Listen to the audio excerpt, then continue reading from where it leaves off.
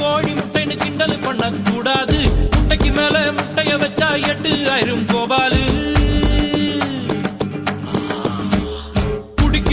குடிக்கிறான்னு கேவலப்படுத்த கூடாது. 500 அடிக்கும் அவுட் ஆகல தெண்டுல்கர் தான் நம்மாளு. காஞ்சிபுரம் பட்டுடா, பழனி மலை மொட்டடா, பாண்டிச்சேரி மில்லிடா, நம்ம மதுரையில மல்லிடா.